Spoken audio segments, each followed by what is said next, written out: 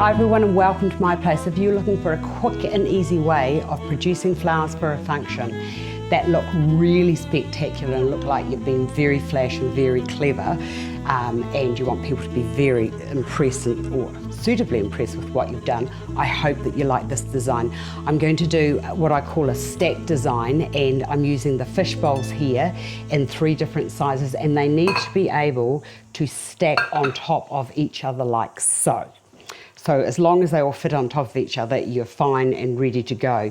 Make sure that the glass is clean before you start. The other thing that I've got here are some little half-cut marble glass, sort of like little beads. I'm going to put those into the bottom. Now you don't need to do this, but I just sort of think that it's just another glass texture that's actually going to add to the texture of your design, and sorry about that, and will also give it a little bit more interest. You could use these the colour of, if you're getting married, you could perhaps theme it with the colour of your wedding, or whatever the accent colour is. But I just thought that for today's purpose, just that what I've got would be just using the glass on the glass would be an easy approach to what I was doing. Right, make sure that your marbles are clean to start as well. The other thing is I've got these lovely little polymer orchids.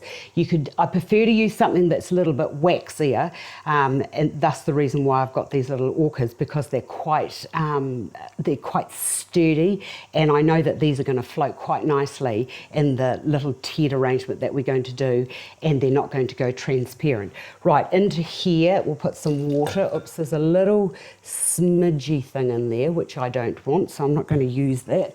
I want clean water for this, because sometimes if you've got any kind of impurity, it's going to show up. So make sure that there is none of that in there. Fill your vases up with sufficient water, and don't fill them too full, because the base one's okay, but the ones as you go up the top might sort of tip over. Now cut all of your little florets off the stem here, and then these are just going to be placed into the base of your container. And I really love this. You can do this with water lilies too, which looks very nice. Now that is not perfect, so I'm not going to have that. We'll put that wee one into there like that. They're all going to float around the place anyway, so don't be too fussy. Put the next one on, and the size of the flowers is going to determine how many you actually use. And then with the next one here, I'm going to just put maybe I can get 2 into there, or maybe I'm just going to get 1. No, I'm only going to get 1 into there. I don't want to squash them, so I'll put that down into there. How easy is that for something that looks, it's simple, it's elegant, and it doesn't take up too much space. It's transparent so that you can see through it. I wouldn't go any more than 3 high, just for fear of people knocking them, but that is quite sturdy for me, so I think that that's just going to do me. So and the other thing I'm thinking is that these running along a table could look really, really beautiful. And the other thing you could do is perhaps get a slightly bigger one and just place those accordingly to whatever size your table or your surface is. I hope that you enjoyed this, and I hope you give it a go.